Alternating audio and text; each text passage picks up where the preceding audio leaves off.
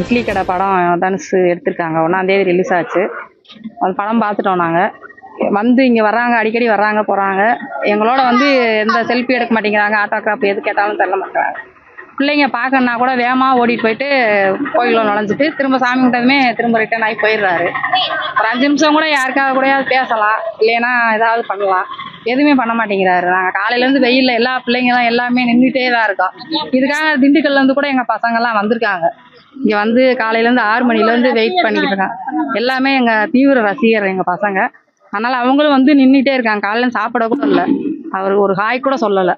அவர் பேசாம வந்தோடனே போயிட்டாரு.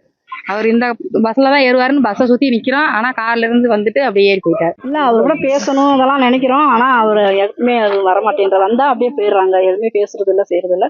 ஆனால் வருவாங்க. வந்தோடனே இந்த ஊரில் இருக்கிறவங்ககிட்டே பேச செய்யலாம், ஏதாவது அவர் இந்த ஊருக்கு வேலாம், ஆனால் எதுவும் செய்ய மாட்டேங்கிறாங்க. பார்க்கலாம், அவர் ஏதாவது செஞ்சு செய்யலாம்.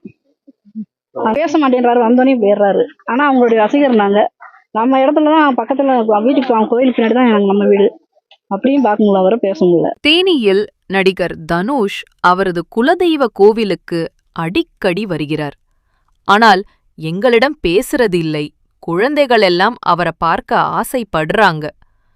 அடுத்து வரும்போது எங்க கூட பேசி போட்டோ எடுத்தால் நல்லா இருக்கும், நாங்கள் அவருடைய தீவிர ரசிகர்கள் என்று கூறியுள்ளார்கள் அப்பகுதி மக்கள்.